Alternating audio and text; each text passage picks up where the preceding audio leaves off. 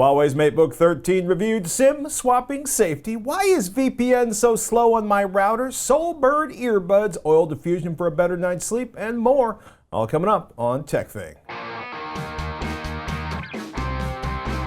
Thank you, patrons. Without your support via patreon.com/TekThing, we couldn't make the show for you each and every week. Join the crew that makes TekThing possible at patreon.com/TekThing. Thank you, patrons. I'm Shannon Morris. And I'm Patty Norton. And this is TekThing, where we have something useful in every single show. This episode was pre-recorded.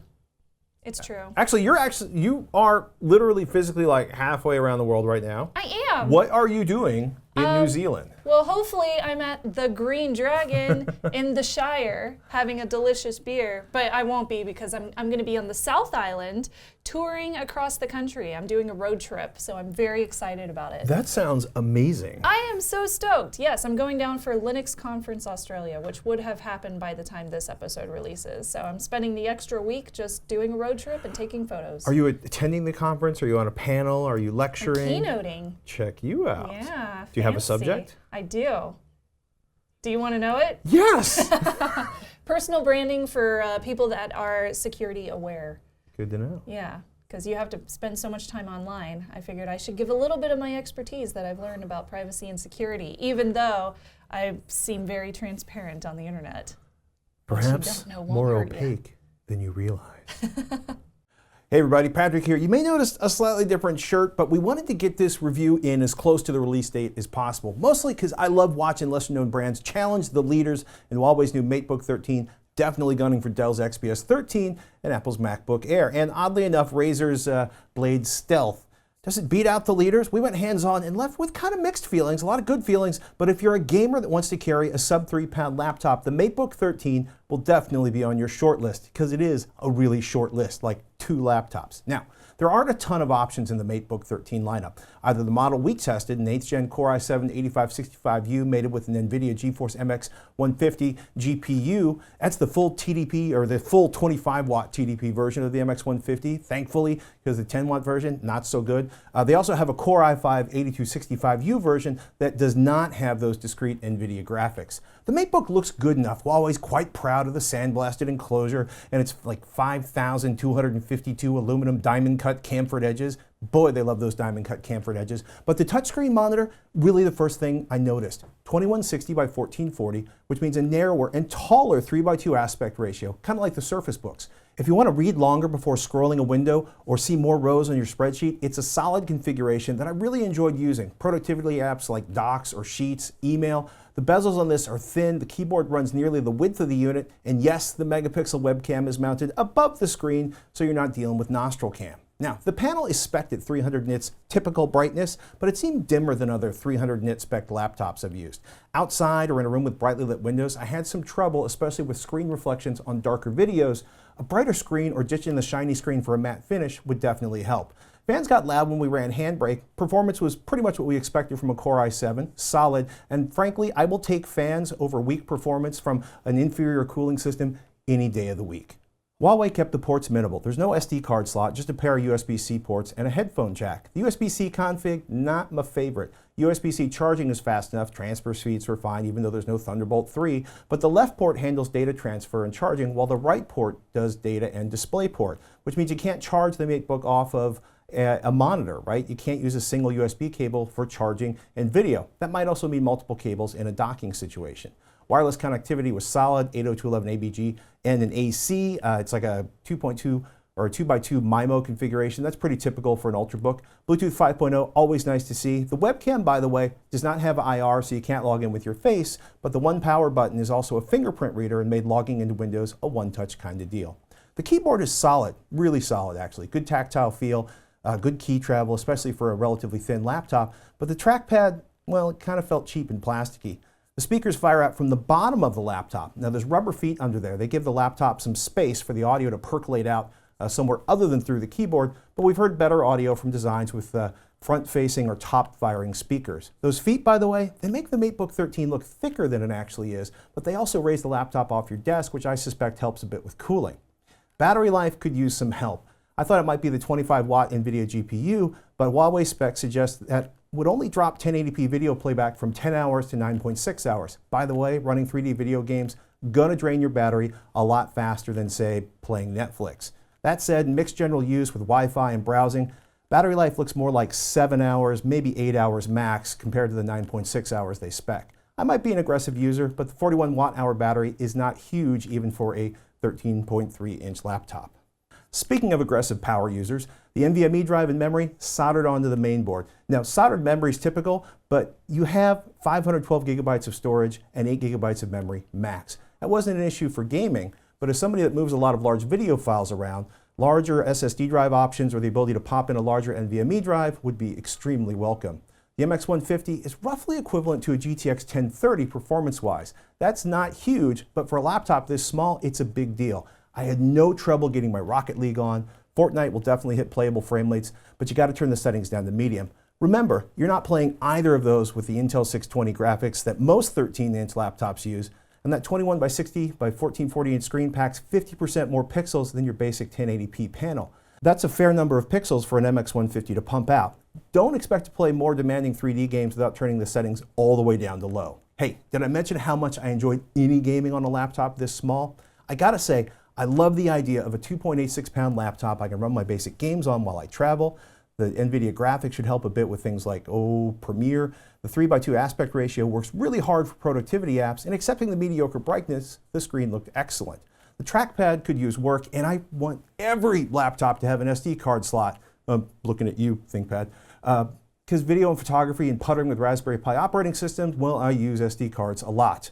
The real problem for me is the separate ports for USB charging and DisplayPort video output, or at least I think it'll be a bigger issue for more folks moving forward. Now, having 8 gigs of RAM in the $999 Core i5 model, definitely a good start, but the ability to upgrade that 512 gigabyte NVMe SSD along with 16 gigabyte or 32 gigabytes would make the MateBook 13 much more attractive to power users. In the meantime, this Core i7 config, the Nvidia MX150 graphics, definitely makes this the smallest laptop I'd consider getting my game on with, and it's much more attractive than a big honking gaming laptop. Now, is that worth $1,300 to you? Put it side by side with a $1,600 Razer Blade Stealth, and you might think so. Size-wise, the two are practically the same, just under 3 pounds, and the Stealth is maybe a ½ inch wider than the 8.31 by 11.26 by 0.59 inch MateBook. Performance-wise, though, the Stealth is going to give you more memory, double the memory, in fact, higher frame rates because it only has a 1080p screen, it's got upgradable storage, and a significantly larger battery. Either way, gamers looking for an Ultrabook have some solid options right now. MateBook 13 or the Razer's latest Stealth. If you're a gamer looking for an Ultrabook, you got some solid options. We'd love to hear what you think. What are you looking for in your next notebook? Is price the biggest thing? Are you curious about gaming? Is it all about the performance? Email us, ask@tekthing.com. I gotta say, I always get a little nervous when a headphone company starts making in-ear headphones, earbuds. Expertise in large dynamic or planar magnetic drivers doesn't always translate into making awesome earbuds. But I've loved a lot of Beyerdynamics gear over the years. The DT770 Pro Studio headphones, still one of my all-time favorites. Their update to the DT770, the DT1770, really impressed me. And the LAGOON ANC sealed over-ear headphones I heard at CES, they were fantastic. Now meet the Soul BYRD, a tiny, low-profile, they call it an extra flat design that practically can't be seen in your ear. Sells for $89 on Amazon.com. There's a built-in mic, 3-button control, and 5 sizes of silicone ear tips in the case. I found a pair of tips that worked for my ears. By the way, Bayer says any Comply 400 series tips will work, so if you prefer foam tips or you have what I will call difficult ear canals, that's a great option, especially if you have rather large ears like mine. So I fired up some of my favorite test tracks. These sounded, the Soul BYRDs were balanced, a bit of tilt or emphasis towards bass over treble. The kick drum on my beloved Clutch's Mice and Gods felt right, but the treble, words like sibilant came to mind. Tizzy, if the volume was up high. A little fuzzier, a little grainier than I particularly enjoy, as in lots of tss, tss, or tss, tss, instead of, well, the cymbals were more bacon than cymbal, which is a bummer because voices like Neko Case or Lou Reed sounded fantastic. I love the Wii profile on these, but if I'm looking at the under 100 but awesome audio price range, One More's triple driver is an excellent option. $74, maybe as little as $69 on Amazon. A little extra treble on these, but it's clean and cymbals will sound excellent. Now, if you want killer bass and really clean highs and you don't care about having a mic, Periodic Audio's MG, aka the Magnesium, is about as much bass drum thud as you'll get from in-ears. Not over the top, but very, very good, very, very solid. I still love Beyerdynamics over ears, but I'm holding off on recommending the Soul BYRD right now because, quite frankly, you can do better for the money. If you got an audio question, email ask@tekthing.com or tweet at Patrick Norton. We're always listening. We love your questions, your tips, and your suggestions of products and ideas to check out. You can always tweet at TekThing, at Snubs, or at Patrick Norton, or you can just email us, ask@tekthing.com. And a huge, big shout out to all of our patrons over at patreon.com/TekThing. You help us pay the bills, you get access to a whole bunch of extras, you make the show possible, and our thanks go out to you. Thank you so much. Join the crew that makes TekThing happen over at patreon.com/TekThing. Got an email from Ron. He says, "Hi, tech team. I recently listened to an episode of the Reply All podcast about people that can take over other people's mobile phone accounts with the intention of accessing user login, sites, data, etc. When the host of the show was preparing for retribution from the subjects of an episode he'd previously done, he did things to avoid his life being turned upside down. One thing was to port his old cell number to Google Voice and then get a new number for his phone that he wouldn't use or share with anyone. The idea being that it's harder to steal someone's phone if the number isn't known to the attackers. Do you have any experience with this? How does one actually use their old number via their mobile phone once they've ported it to Google Voice? How does texting and calling work so you're not calling people with your new number that you intend to keep private? Would you have any insights as to how to protect oneself from this type of threat? Thanks, Ron." Ooh, I love this question. Oh boy. Love me some security questions. Well, it's terrifying. The idea of somebody getting access to your phone number, and I don't think it's happened to any of, it hasn't happened to you. It hasn't. We've known people indirectly, I think, that have had numbers stolen. Mm-hmm. It's awful. Yeah, it's horrible. It basically feels like somebody's taking your life away because you so much of your life is stored on a phone. Phone numbers were never meant to be a part of your identity. They were just meant to be a part of communication. Right. And they've become a part of identity in the fact that you are now sent PIN codes and things like that, which is the worst 2FA ever. Don't get me started. So SIM cards can be swapped legitimately by a customer if the SIM has been damaged or if you're changing to a new size of a SIM card with a new phone, etc., etc.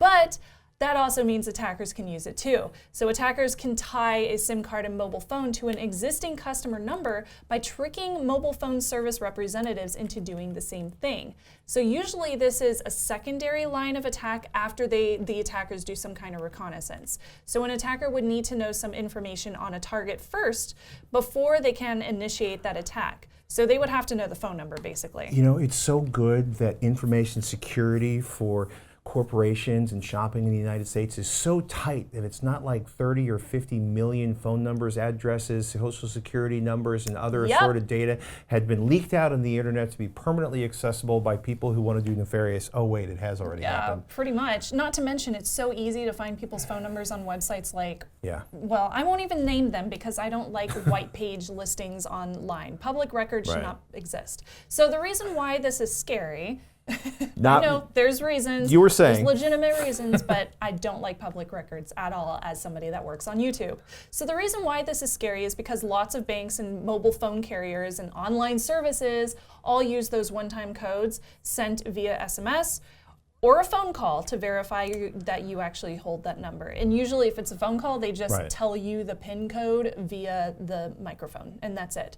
So since much of SIM swapping has to do with social engineering mobile phone carrier representatives, a common idea is to, number one, create a new phone number with an app like Google Voice, which you mentioned in your email, Ron, which can be accessed via the Google Voice application on your desktop or in the mobile app. And you can find more information about Google Voice over at voice.google.com. So Voice lets you choose a phone number tied to your Google account that can forward messages and calls over to your actual mobile number. So it's hecka useful, but if you use Google Fi, you will need a separate Google account for Voice.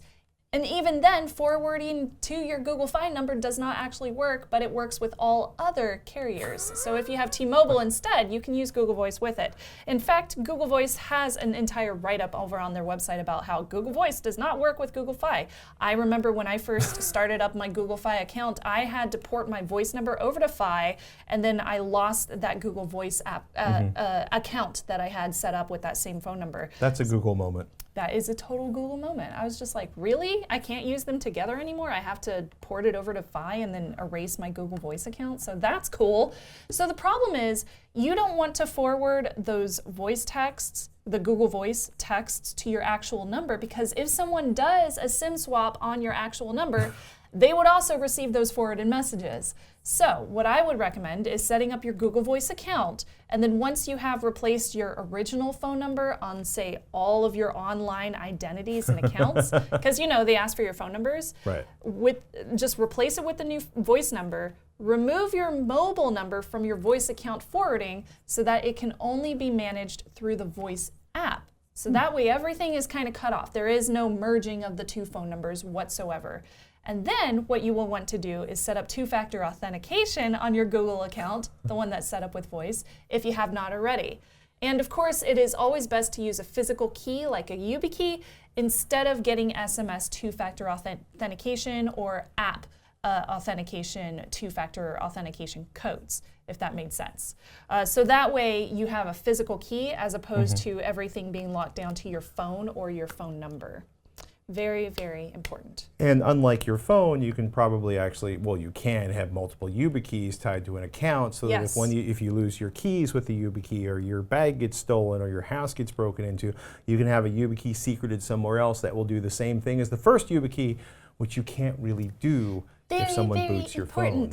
Another thing that you can do if you are still locked down with a mobile phone carrier is you could also set a secret passphrase with your mobile phone carrier that has to be repeated before they can help you in the customer service calls. So this is usually a PIN code or a secret answer to a question. Like they could ask you, what is your second pet after you got married? And then you answer something, and then they're like, okay, you're good, like, and then you can say your stuff. But obviously you would want it to be something that people can't find out about you on like Facebook.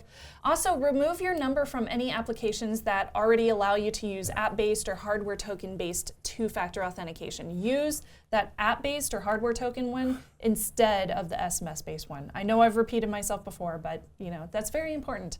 Use the rule of basically, if you don't, or if they don't need it, don't give it to them. If a website does not need your phone number and they don't need your voice number, just don't give it to them, because why would you? You're just giving more information to them for free. They don't need it. Unless it's required for you to set up an account, or like Instagram, it's required on an Instagram account.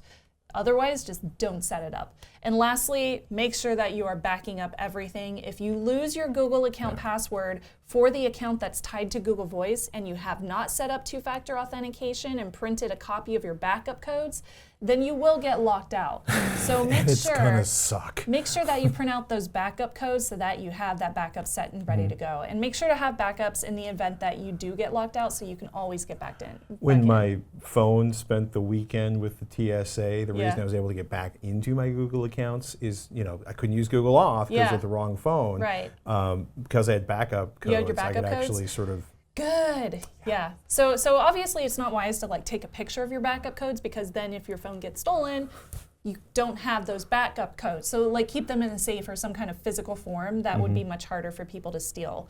Literally follow in Gandalf's footsteps. And I know I say this because I'm going to New Zealand and I have Lord of the Rings on my mind, but he told Frodo, keep it secret, keep it safe. And I have to agree with him. You need to keep it secret and keep it safe.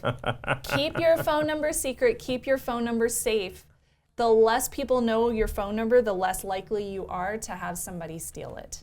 And that is the big takeaway of this. There you the have end. Email ask@tekthing.com, or you can tweet me. I'm @snubs. I realize that I am on the other side of the globe right now, but I still have access to the internet, so I can answer your questions. It's a global network. It is. Google Fi is a global international network, so I am totally using that right now as we speak. So you can tweet me any of your questions about security and privacy. That's my thing. I love talking about it. In honor of Shannon's impending departure to New Zealand, I feel like I'm the announcer in Up. Let's take Ivor's question.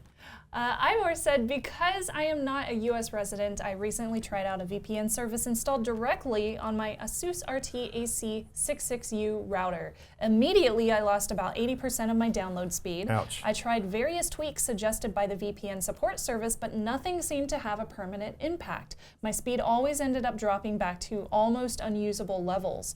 The VPN provider eventually told me that it was the router I was using. This particular router simply could not handle higher speeds when directly connected to a VPN. I have the same problem with different VPN services. Is this true? Is my router to blame? If so, is there a better router that I can get that will give me decent download speeds when the VPN is loaded directly on the router? Thanks for your help from Ivor in New Zealand. Woo! Yay, thank you for the question.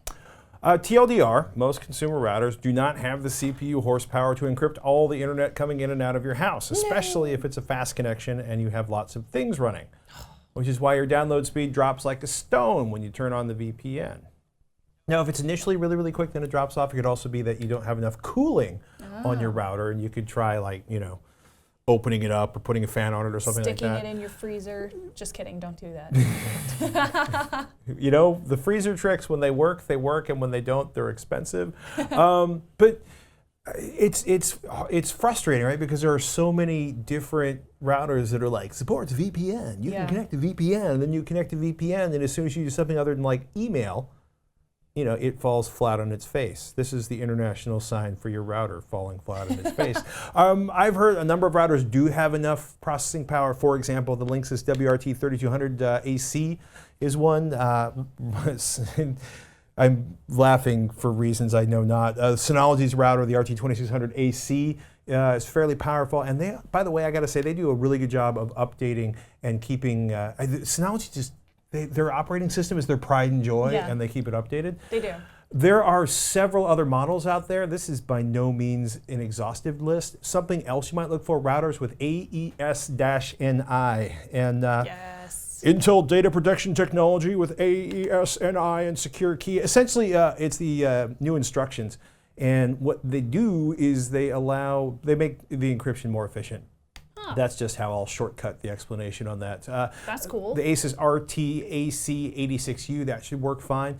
That'll usually be noted on the box. You know, it's something you want to look for. You know, just because the box says it does VPN doesn't mean it'll usable VPN, but however, if it has aes-ni, you should be good to go.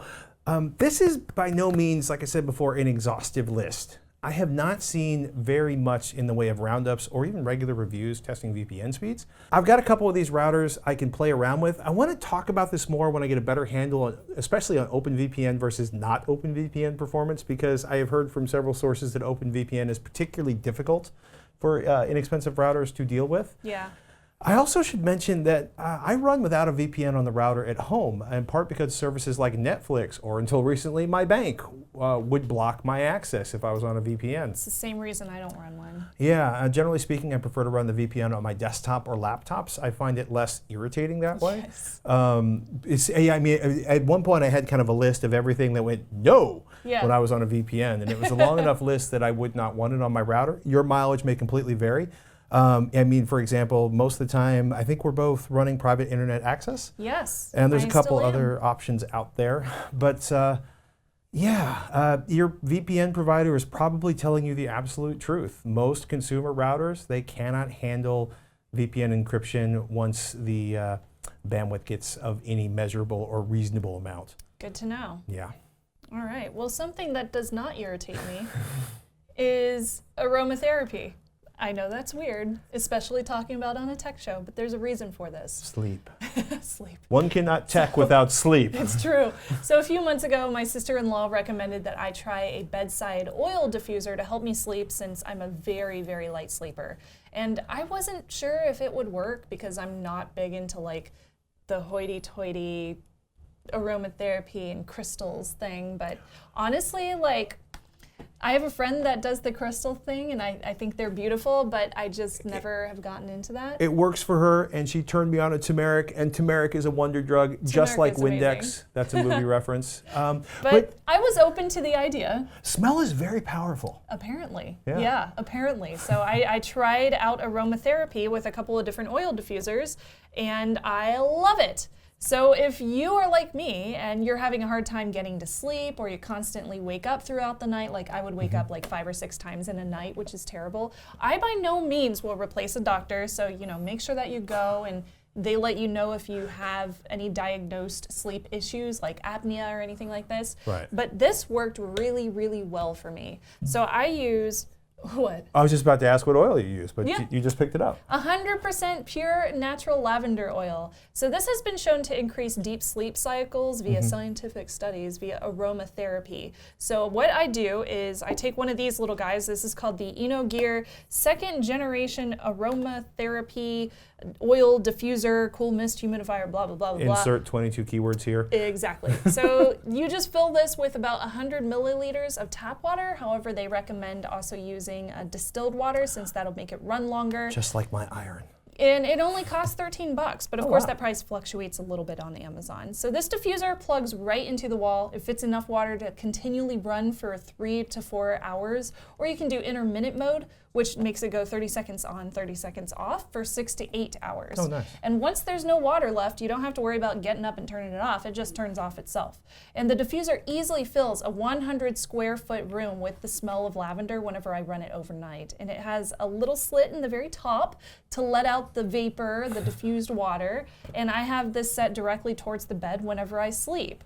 Now you have probably noticed from the video you're seeing here that the lights, there are lights, and these can be shut off or set to a specific color, which is cool. I like the little rainbow pattern that they do. You can also change between continuous mode to intermittent mode via the other button on the front. The only major problem I have with this diffuser is that the indicator light, which is, if I take this off, you can see the little space where it's at. It's either red or green, and that's always on if you're using the diffuser. It seems bright. It's very bright, yeah. So you could cover this up with some black tape, but since it's transparent around it, you're still gonna get some of that glow. So that is one thing of concern with this specific diffuser that I've been using. Since this one is also kind of big, I just wanted something portable for like conventions, for going to CES. So I brought this one with me, or New Zealand. I'm taking this with me to New Zealand for sure. So I brought this one. This is the ACT portable travel size USB 100 milliliter aroma essential oil diffuser, blah, blah, blah. And it's $23. So a little bit more expensive, but it also works exactly the same way. Exactly the same amount of water can be held, 100 milliliters, and this one comes with a USB cable so that you can use it with a power bank or your wall wart AC adapter. Either one works fine. So you can totally take this glamping. Glamping. Which I love. Should the scent of nature offend you, fill the air with lavender at night. It does come with a cup to refill the water tank. It's this little one here, and it does have measurements on the side so you don't overfill it, which is great. It's enough to fill a hotel room with the aroma of lavender or whatever your scent is. And this one also has LEDs on it as well, and they do the same kind of color cycle. They can be turned off completely. And the LED for the indicator light, that tells you that you're currently using the diffuser, that can be turned off completely because there is no indicator light. It just can be nothing. There's no lights whatsoever when you're using this next to you. You can sit in the darkness with your scent and sleep. It's wonderful. Well, like my boys will sleep through Rage Against the Machine, but if I walk into their, the room with a flashlight, everybody wakes up. It's the weirdest thing. Totally. I'm the same way. Like I can wake up if anybody moves or if there's like somebody enters the room and makes no noise. Like I wake up to anything. This one will last 8 hours with intermittent mode, and then it auto shuts off just the same as the other one. Both diffusers can also be run as just simple night lights that cycle through the colors, or you can choose your favorite color if you don't want to use the diffuser part as well. So have these helped me sleep better? I would say 100% yes. I fall asleep faster. I wake up much less than I used to. I can actually get a full 8 hours of sleep and get that deep cycle of sleep. But even if I didn't need them for lavender oil diffusing, I would still use them to diffuse like eucalyptus or citrus scents in my home office just because they smell good. And I would prefer that my home office smell like eucalyptus or citrus as opposed to my dirty socks, which sometimes it does, or cat litter, which sometimes it does. So highly recommend. I think these things are amazing, and I'm so glad I found them. They have like literally changed my life. So the thing I need is something that will keep my cat from banging on the window by my head when it wants in or out. Yes, something that will calm your cat. Oh, and I should mention, since you mentioned pets, as did I, that if you get essential oils on them, some essential oils can be very toxic to Don't animals. oil the husky. So don't stick this on your animal because that's really bad for them. Also, I read that with aromatherapy, if you notice any kind of respiratory issues with your animals, that you should stop using the aromatherapy immediately, the diffusers, and take your animal to the vet because that could be a sign of a much bigger issue. I'm not laughing because it's funny, because respiratory ailments for 81 people or animals suck. Yeah. I'm laughing because I'm imagining using my husky as a scent diffusion system in my home. I'm just... So what I do is, like, if I'm running this, I just don't let my cat in the bedroom, and then it's fine. So yeah, highly recommend, love them. And of course, if you have recommendations, because I was thinking about upgrading for one that doesn't have a light on the front, let me know what you're using out there as well, because I would love to find something that's a little bit better as well. Perhaps in a terracotta with a light glaze. Ooh. Ceramic. Ask@TekThing.com, or you can tweet me at Snubs, SNUBS. A big thank you to Hack5 for the studio space that we shoot TekThing in each and every week. If you haven't been there, go to hack5.org. Look at all those podcasts. Hack5 Threat, Wire, Metasploit Minute, iMovix, and Hack Tip, which, by the way, is also hosted by Shannon. Once you're done looking at the podcasts about privacy and security, check out the superior pen testing tools like this critter right here. This, ladies and gentlemen, is a USB rubber ducky. It's just awesome. I could tell you what it does, but you wouldn't believe me. Go to the website, order one, try it out for yourself, especially if you're just feeling kind of tricksy, looking to do something a little fun. For April Fool's Day, a USB rubber ducky will provide. I'm just saying. That's actually a good idea. Y'all should watch out. Yeah, you can do for automation, changes, sysadmins, pen testing. Yep. It's like a shmoo or a universal widget. I love it. And remember, once in a while, put down your phone, step away from your screen, close your laptop, and do something analog like Erwin from Toronto, Canada. So Erwin said, "Hi, Patrick and Shannon. Over the holiday break, my wife, son, and I went downhill skiing for 2 days at a local ski hill, Horseshoe Valley. We didn't take any pictures on the hill as we were just having too much fun. Here's one from around the fire on the patio. Hoping all the fellow TekThing enthusiasts a happy 2019. And he sent this great photo of him, and I believe that's his wife, with some delicious looking drink in his hand. Oh my gosh. It's probably warm and toasty, I'm sure it is. But just make sure if it has alcohol in it, you don't bring it beyond that point, because I feel like they might yell at you. Don't make the lifties police your drink. So thank you, Erwin, for sending in that picture. Ask@TekThing.com is where you can send pictures if you want to send us your analog pic, and we will feature it on future episodes. I fear the day Tristan finally sees a snowboarder, because he's going to be like, that, I must do that, It's but fun. faster. Yep. Oh my goodness. Yeah, especially through trees. Yep. Trees. Trees and powder. I'm Patrick Norton. I'm Shannon Morse. We'll see you next week on TekThing.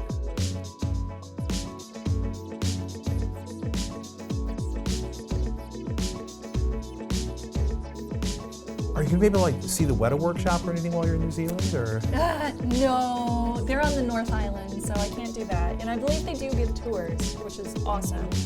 So I'm not going to see that. I won't see Mount Doom, and I won't be able to see Hobbiton, the Shire. One does not simply walk into Hobbiton. I just wanted to say that.